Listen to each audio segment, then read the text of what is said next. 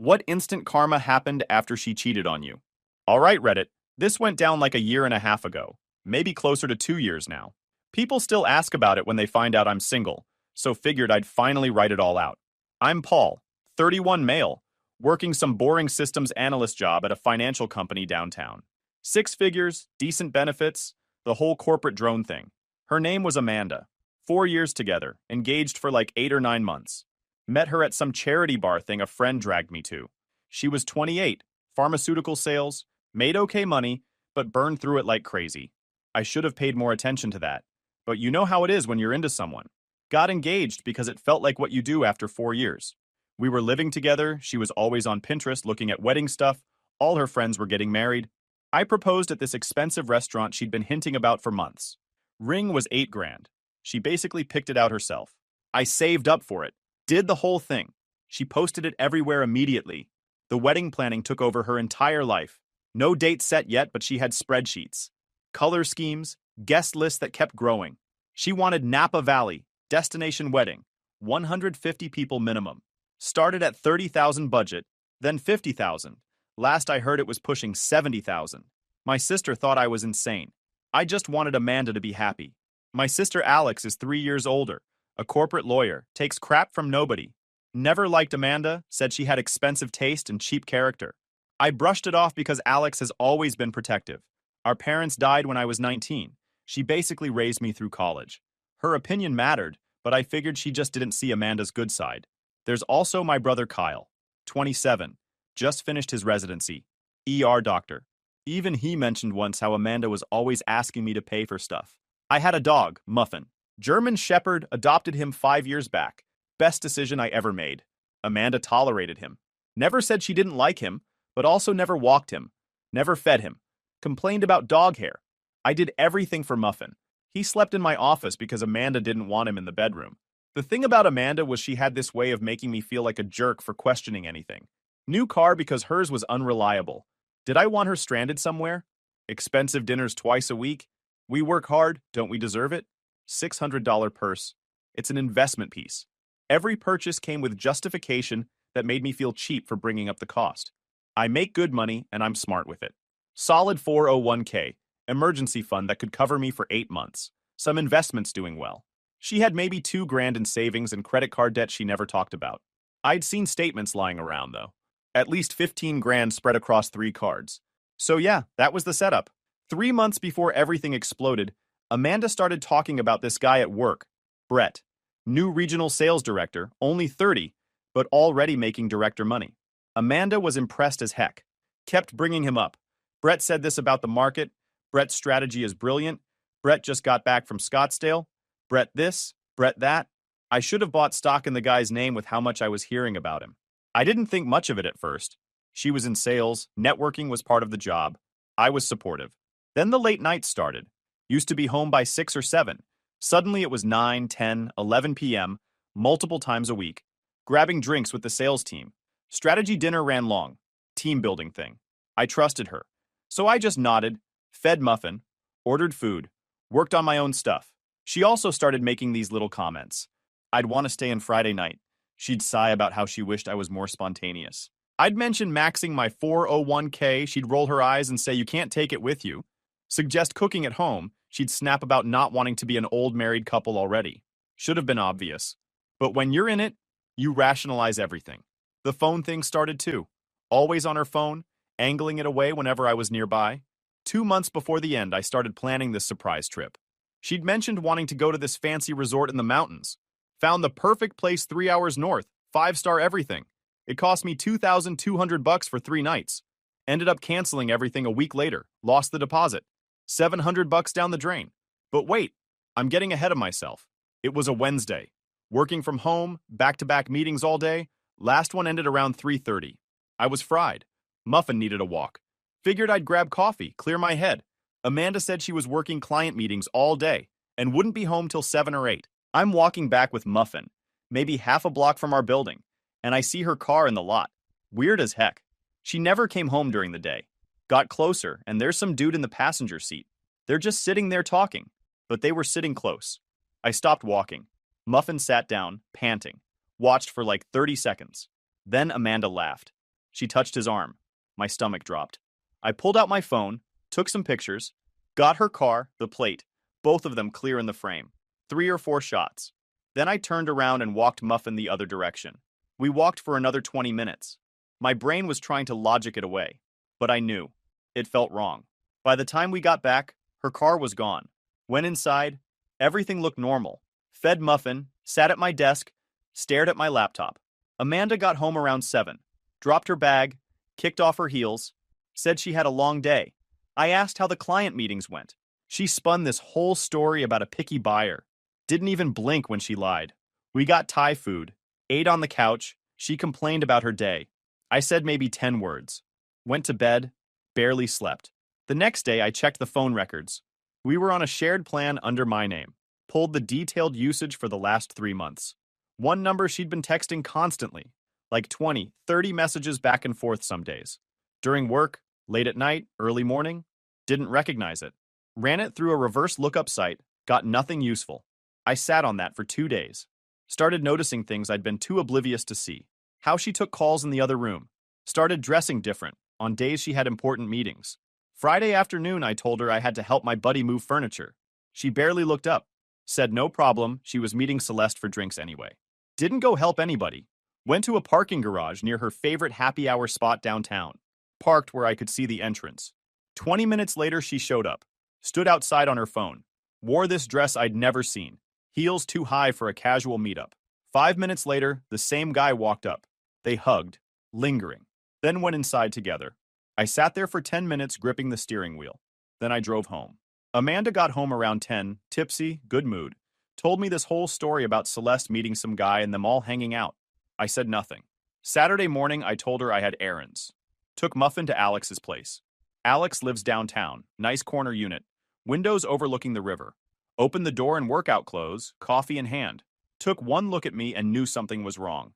Told her everything. The car, the phone records, following Amanda to the bar. Alex listened without interrupting. When I finished, she was quiet for a minute, then asked what I wanted to do. I said I wanted out. Clean. No drama. She smiled and said, okay. We spent most of Saturday mapping things out. Alex is good at this. Lawyer brain. First priority was making sure I knew I really wanted to end it. No doubts, no wanting to work it out. I told her I was 100% done. You don't come back from months of lying to someone's face. She grabbed a legal pad, started writing. First priority was my stuff. Assets, the apartment. Lease was both our names, but I'd paid the deposit. She said I'd get that back if I documented it. The ring was trickier. Legally a gift once I proposed. But if I could prove it ended because of infidelity, I might get it back. Joint stuff. No shared bank account, thank goodness. But 4 years together meant shared household stuff. Her advice, only take what's mine or what I paid for. Document everything. Muffin was easy. Registered under my name. All vet records in my name. Zero question he was mine. Amanda's car was in her name, but I'd co-signed 3 years back. Paid off now. Alex asked if I was still on the title. I said no, she refinanced just her name like a year ago. Alex said then not my problem. The next step was apartment hunting. Alex said have a place completely lined up before doing anything. She offered to let me crash with her, but I wanted my own space. Fresh start, no reminders. Said she had a buddy who does property management and she'd make some calls. By the time I left that evening with Muffin, we had a complete timeline. Next week, I'd quietly pack my essential stuff, store it at Alex's, find an apartment, sign a lease, then move everything in one shot while Amanda was at work. Clean break. Alex also said document the cheating properly. Get proof. Something clear and undeniable. That way when I walk, she can't twist the narrative or play victim to mutual friends. That part felt gross, honestly. Following her around trying to catch her felt like something from a bad TV show. But Alex had a solid point. Without proof, it becomes he said, she said. People would wonder if maybe I overreacted, if maybe I was the problem. Sunday, I started documenting everything in the apartment. Amanda was at brunch with friends, gone for hours. I went through every room, photographed everything I'd bought, took pictures of receipts where I still had them, which was a lot because I'm weirdly organized about that. Downloaded bank statements showing my payments for rent, utilities, furniture purchases. Took like 3 hours. Ended up with a folder on my laptop. Everything organized by date and category. Monday, Alex texted me around lunch. Her property guy had 2 apartments available, both 1 bedroom, both took dogs, both immediate move-in possible. She sent me the addresses and times I could view them. Took a long lunch break. Told my manager I had a dentist appointment. Checked out both places. The first one was tiny, ground floor. Windows looked directly at a brick wall. Hard pass. The second one was on the fourth floor of a newer building about 15 minutes from my office. Decent size for one bedroom, nice balcony overlooking a little park. Muffin would love that park. Kitchen was way better than my current place. Signed the lease that afternoon.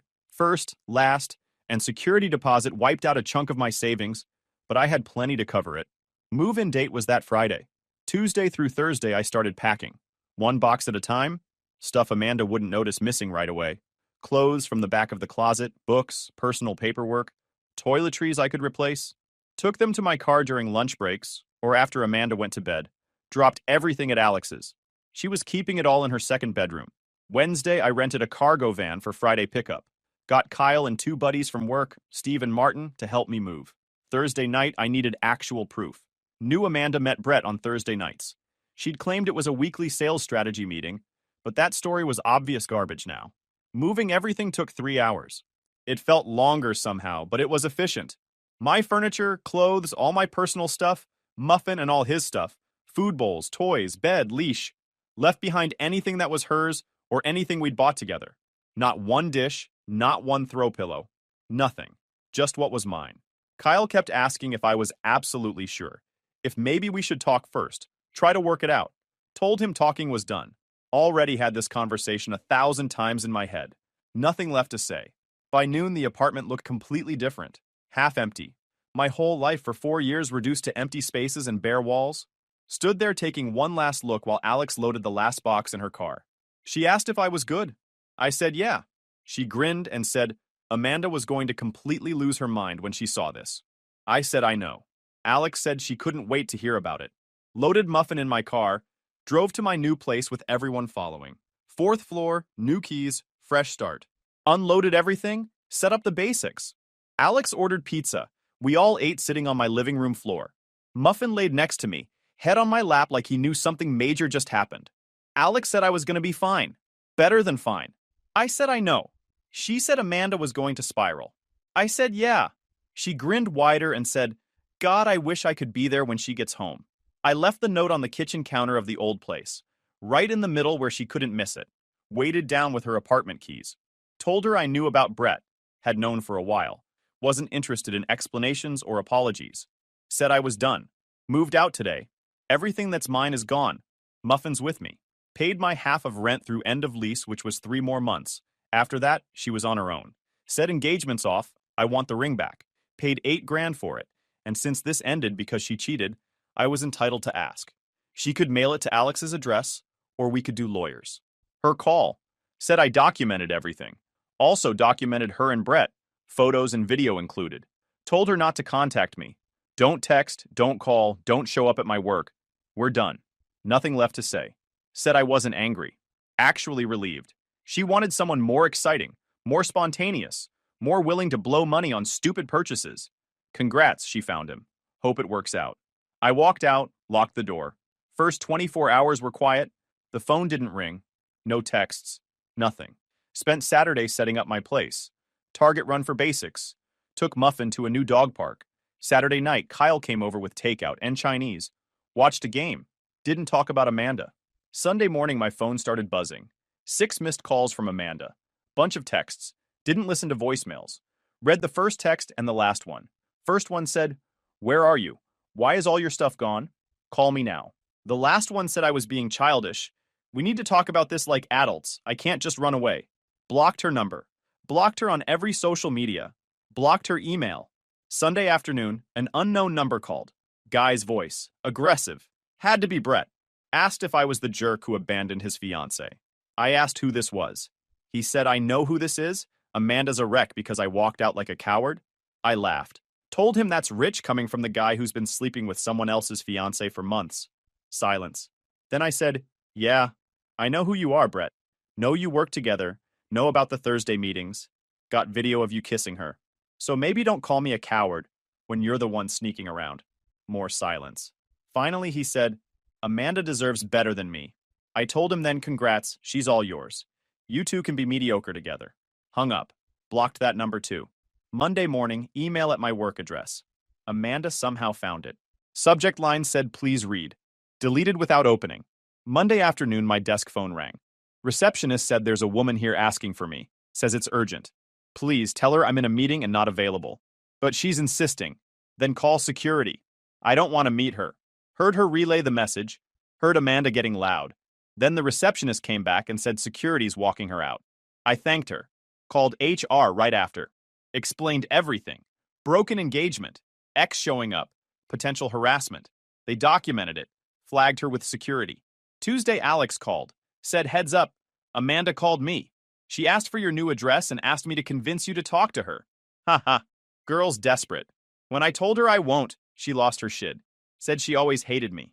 What did you tell her? I told her she's lucky I'm too busy to sue her. And if she called again, I'll make things worse for her. Then I hung up. Alex also mentioned Amanda hasn't returned the ring yet. Asked if I wanted her to send a demand letter.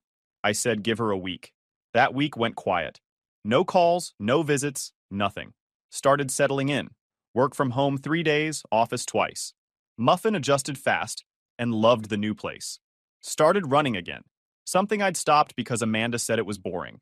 2 weeks after moving out. Unknown number text. Said this is Celeste, Amanda's friend. She's really going through it. Whatever happened, she's devastated. Can I please just talk to her? Typed back saying she chose to cheat, she chose to lie. Those were her decisions. Now she lives with them. Don't contact me again. Blocked. 3 weeks later, package at Alex's office. Small box, Amanda's return address. Alex called asking if it was the ring. Drove to her office. She handed me the box. The ring was inside but not in its original box. Just loose, wrapped in tissue paper. Band had a scratch. Classy, Alex said. I took it to a jeweler that afternoon. Scratch drop value maybe $600, but still worth over $7,000. Sold it, got a check, deposited it. $8,000 turned into 7.4. Still better ROI than that relationship. That should have been the end. But then karma showed up. Then I heard about Amanda's car situation through Steve, one of my buddies who'd helped me move. We were grabbing lunch maybe a month after I'd moved out, talking about some work project, when he randomly asked about it. Said his girlfriend's friend apparently knows Amanda. Mentioned something about her having serious car problems. I told him it was not my problem anymore. Not my circus, not my monkeys. A few days later, though, I got a call from an insurance company I'd never heard of. They said they're calling regarding a claim for Amanda's car. Their records show I was listed as co-signer on the vehicle loan. I told them that the loan got paid off and refinanced over a year ago. I'm not on it anymore. Could hear typing on the other end. She said she needs to verify some information. Something felt off about the whole thing. I asked what this was about exactly. She hesitated. Said there was an accident involving the vehicle. They're trying to reach all parties on the original loan documentation. I asked what kind of accident. She said she can't share specific details unless I'm listed as an interested party, and asked if I was currently residing at my old apartment address. Told her no, I moved months ago, and like I said, I'm not involved with that vehicle anymore. She needed to contact the current owner. Hung up feeling uneasy about it. Pulled up the old loan paperwork from my files. Went through it carefully. Refinance had definitely removed me from the loan itself, but there was some fine print about the original cosigner being potentially liable for certain insurance claims if the loan had been in default status in the previous 12 months. It hadn't been. I'd made absolutely sure before signing off on the refinance. Called Alex, explained the weird phone call. She said forward me everything you've got. If they call again, refer them directly to me. 2 days later, they called again. Gave them Alex's contact information immediately. Hung up before they could ask more questions. That night, Alex called me back. Could hear the amusement and disbelief in her voice. Paul, you're not going to believe this. Amanda's car got completely totaled in the accident about 2 weeks ago. Wait, what? How did I not hear about it? Because she's been trying to handle it quietly, I guess, but wait, here's the thing. Brett was driving. Brett?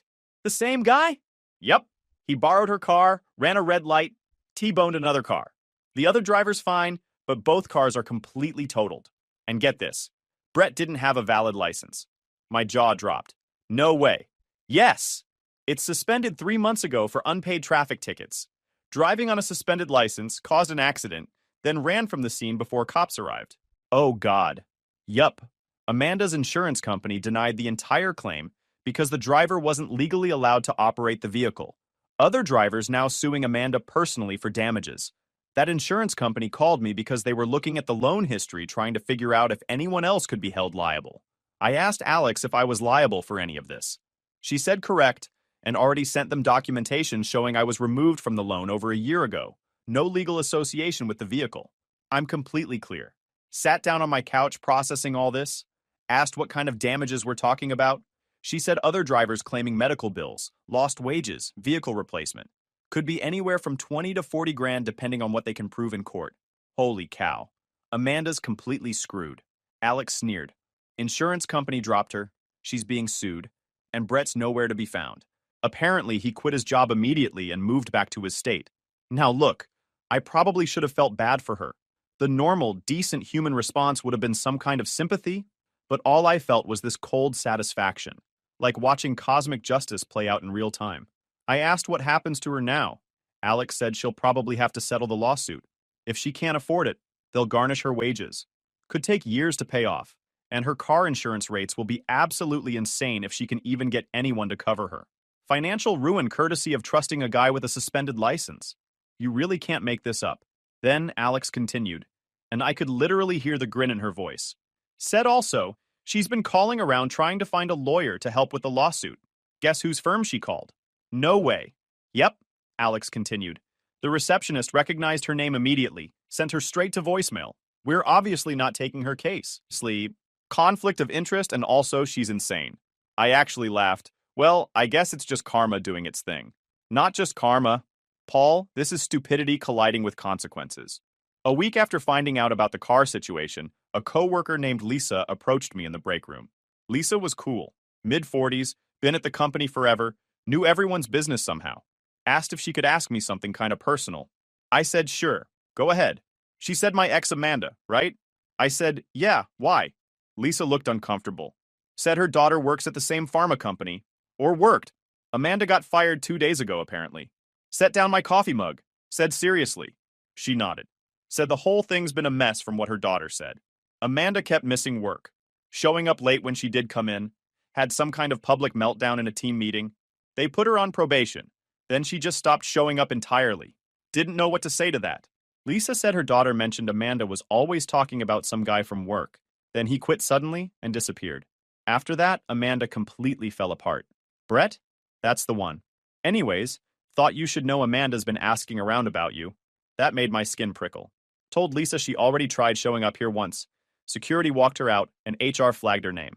Well, she might try again now. Just be careful. I will be. Thanks, Lisa. Then I went back to my desk, called Alex immediately. Told her Amanda got fired from her job and apparently she's been asking around trying to find me. Then you should file for a restraining order. Today, Alex said. Wait, is that really necessary? Yes. Think about it. The girl's lost everything. Now she's 100% desperate, and she will not leave you alone. Desperate people do extremely stupid things. So I suggest you document everything. The workplace visit, the phone calls, everything. And I'd handle the paperwork. On that afternoon, I compiled everything I had. Screenshots of texts from before I'd blocked her. Date and time of the workplace visit with HR documentation. The story about her friend Celeste reaching out. All of it organized chronologically. And Alex filed the restraining order request that evening. The hearing was set for 10 days out. I tried to just go about my normal life. Work was actually going well. Got assigned to a high-profile project that was eating up most of my time in a good way. Started seeing someone casually. A woman named Isabel from the dog park. Vet tech, loved Muffin immediately. Had her life together. Nothing serious yet, but it was nice. 4 days before the restraining order hearing, Amanda found my address somehow. Getting home from work around 6, Muffin with me from the park.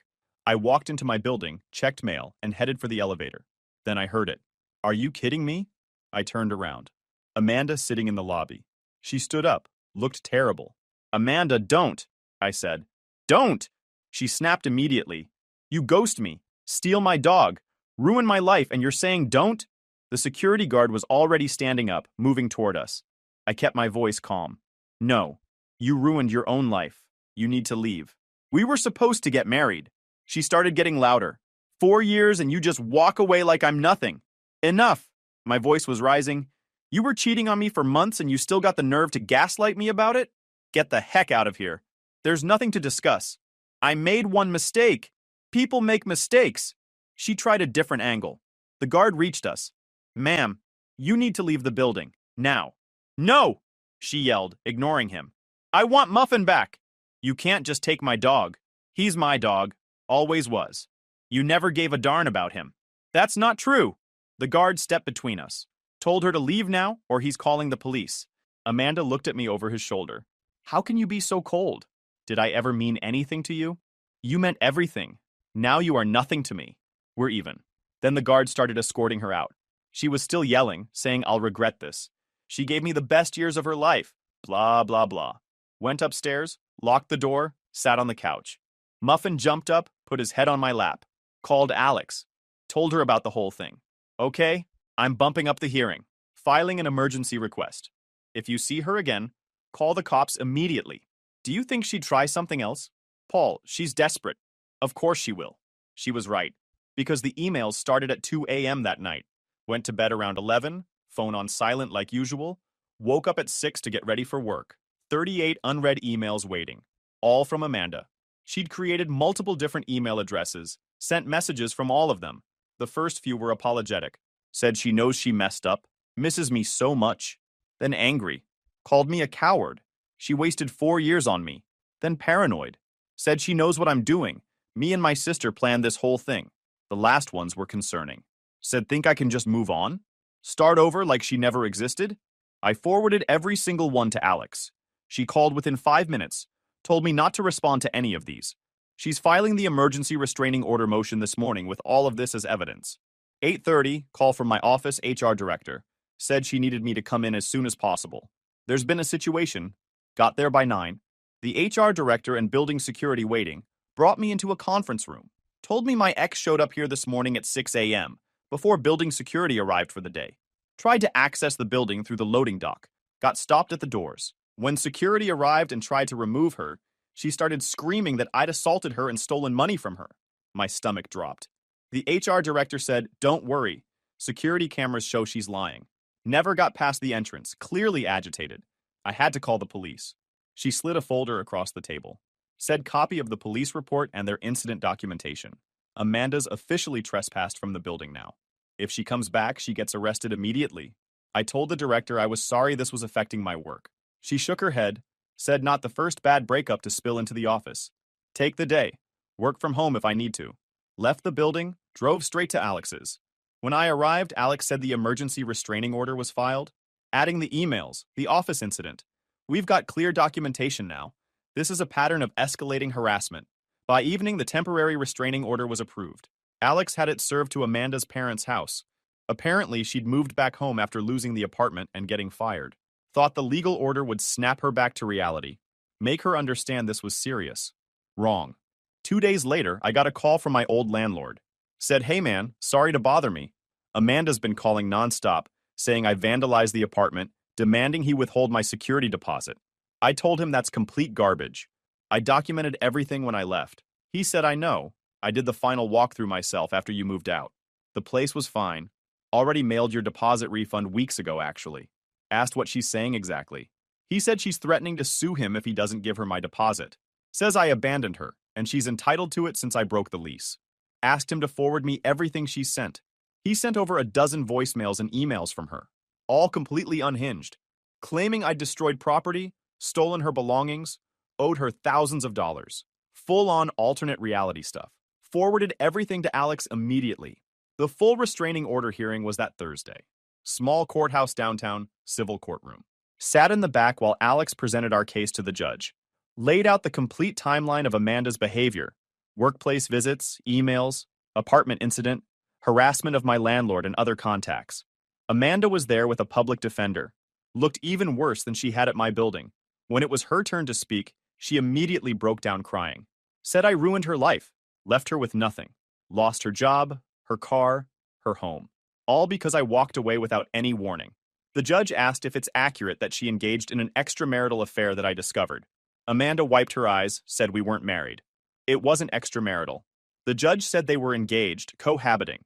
The relationship clearly implied exclusivity. Did she or did she not engage in a romantic relationship with another individual while engaged to me? She didn't answer. Judge continued. Did you or did you not show up at his workplace and residence despite being explicitly asked not to contact him? I just wanted to talk to him. The judge cut her off. Her public defender tried to interject something about emotional distress and mental health.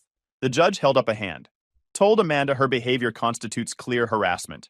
He signed the document in front of him, said restraining order granted for 1 year. No contact whatsoever with me, my family members, my workplace, or any known associates. Any violation results in immediate arrest and potential criminal charges. Asked if she understands. She nodded, still crying. The hearing ended. Alex and I walked out into the hallway. So, that's it? Yup, that's it. If she comes anywhere near you now, she goes to jail. Congrats, brother. Got coffee at a shop across from the courthouse. I was completely wired, exhausted, relieved all at once. Alex said I handled this exactly right. A lot of guys would have caved when she showed up crying, or would have engaged and made it worse. What are you going to do now? Alex asked. Well, keep living my life. Maybe get Muffin a friend. Dog friend or human friend? She grinned. I haven't decided yet. I smiled. Either way, she laughed. You deserve better than what you had, Paul. 9 months later, life was completely different. Remember Isabel from the dog park? Well, we became official after 3 months. She had her own place, loved Muffin, split checks without making it a whole thing. It was refreshing. Work promoted me. That high-profile project turned into leading my own team. Better money, better hours, actually gave a darn about what I was doing. Muffin was thriving. 7 years old, acting like a puppy, had a whole crew at the park. Isabel's clinic gave me a discount on his checkups. Sometimes I'd remember Amanda saying I should get rid of him and just laugh. Dodged a missile there. About Amanda, I heard through the grapevine she moved to Nevada. Still dealing with that lawsuit, still broke, still a mess. I didn't care. She wasn't my problem anymore. Until that afternoon. I was at Target with Isabel grabbing dog food and random stuff, walking down the home goods aisle, Muffin's leash in one hand, Isabel's pointing out throw pillows or whatever, and I see her. Amanda. End of the aisle, shopping cart, looking at picture frames. She glanced up, saw me, and froze. Isabel noticed me stop walking. You good? Yes, I am. She followed my eyeline, saw Amanda, and immediately understood. Want me to? Nah, I got this. Amanda walked towards us. Muffin was sitting next to me, tail wagging. Amanda straightened up, tried to compose herself. Hey, Amanda. Awkward silence for like 3 seconds. She looked at Muffin, then at Isabel standing a few feet back, then at me. He looks good, she said, nodding at Muffin. He is good. More silence. She shifted her weight, gripping her shopping cart. I heard you're doing well. New job, promotion. Heard that, huh? Small world. She attempted a smile. Didn't land. Look, I know things ended badly. It's all right. It's over, though. She flinched. But I was going through a lot. The thing with Brett, losing my job, the car accident. Amanda, it's all right. Move on. Her face went red. You don't have to be cruel. I'm not being cruel. You made terrible decisions. Now you're dealing with consequences. You just need to move on like I did. She didn't like that. Her eyes immediately shifted to Isabel. Moved on? With her? She scanned Isabel up and down. Wow, you really downgraded. Isabel laughed. Excuse me? Girl, just look at the mirror. I had to hold my laugh here to avoid more drama. So I cleared my throat. All right. We need to go. Nice to meet you, Amanda. What did she just say? Her voice started rising. I said you need to look in the mirror. Isabel shot back. How dare you? Watch your mouth. Great. The last thing I needed was a cat fight at Target. Isabel walked up, slid her hand into mine. Ready to go? Yeah. Looked at Amanda one last time. Good luck with everything. Genuinely. Hope you figure your stuff out. I started walking. Amanda yelled after me. She'll never love you like I did. She's using you. We kept walking. Got to the checkout line. Isabel looked at me with this little grin. That was fun. I bet you're enjoying it a bit too much. She laughed. Maybe I am. That night we watched a movie together with Muffin. Laughed and had fun. Life's good when you cut toxic people off. YouTube just dropped this new hype feature. If you're hooked on this story, smash that hype button. It tells YouTube this video deserves to blow up, and it keeps even crazier stories coming your way.